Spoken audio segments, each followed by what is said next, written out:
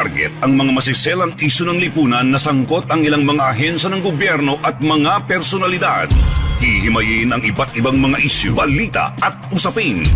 Puntirya ang mga tiwali at ilalantad ang mga mali sa pamahalaan.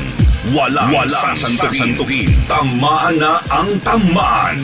Kung salot ka sa bayan, sapul ka ni Rex Cayano sa Target. On air. Oras hatid sa inyo ng Grand 88 Gaming Corporation. Panatilihing masaya ang paglilibang. Magtakda na oras at limitahan ang gastos sa paglalaro. Huwag magsugal kung nalulungkot.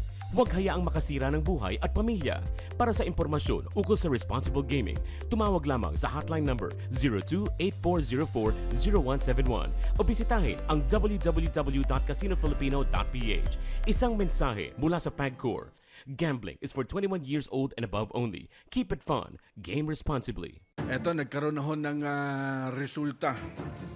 Yung pangakong investment.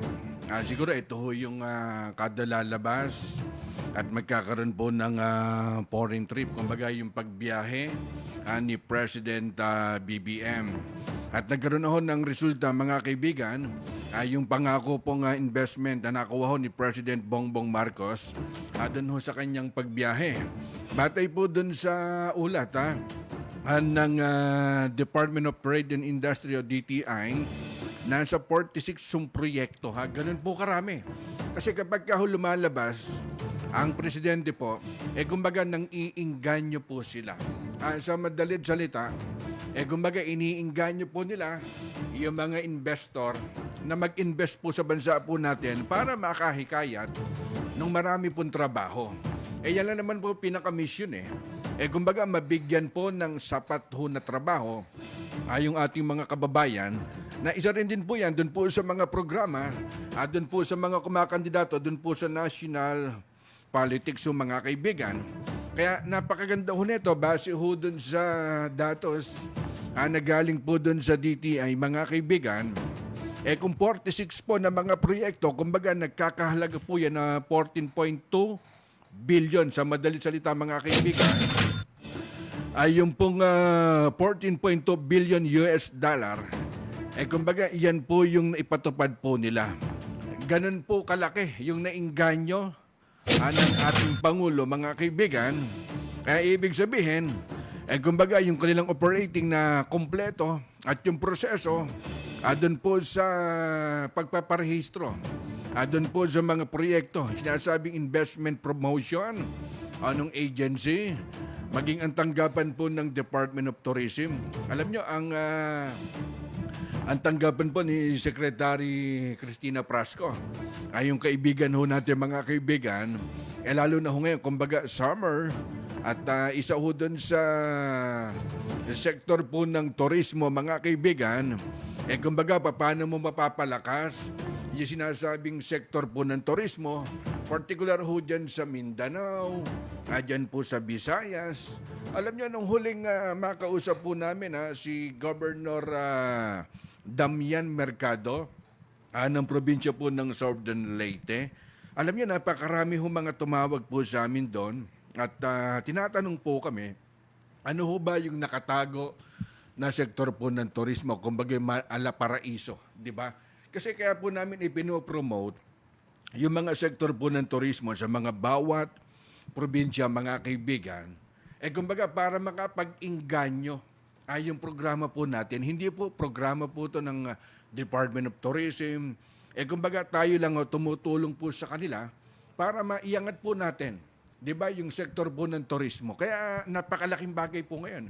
Sa pagpasok po ng summer, mga kaibigan, siyempre number one po dyan, ang Palawan Province. Kaya kami, napakatagal na ho namin gustong makausap yung governor dyan po sa Sorsogon Province.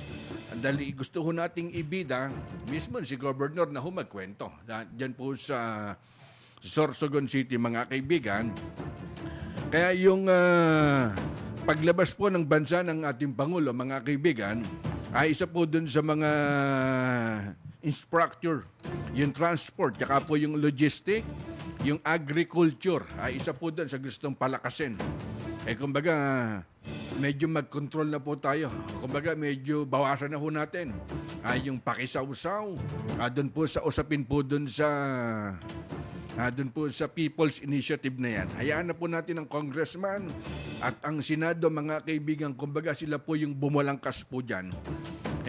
Mas maganda po, tutukan po natin. Ano ho ba yung ipinangako ng ating mahal na Pangulo, di ba? Kaya hindi ho siya nagsasawang lumabas ng bansa. Kumbaga, hinasabing foreign trip ho, mga kaibigan, isa ho to sa mga target po niya. Kaya napakaganda. Kasi kung 46 po na mga proyekto, abay napakalaki. Kumbaga, nagkakahalaga po ng 14.2 billion US dollar. Ayan, tanong Karex, ilan ba hong trabaho ang magbe-benepisyo po niyan sa ating mga kababayan? Kumbaga, napakarami po niyan, di ba?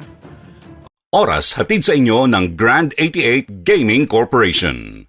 Sumainyo ang isa na namang makabuluhang edisyon ng Target On Air. Kasama si Karex Kayanong. Abangan muli bukas alas 3 hanggang alas 4 ng hapon. Kung salot ka sa bayan, ikaw ang isusunod ni Karex Kayanong na Target On Air. Nangunguna sa balita, impormasyon, musika, komentaryo at serbisyo publiko. Ito ang DZME 1530. Una sa kanan, ang himpilang may paninindigan.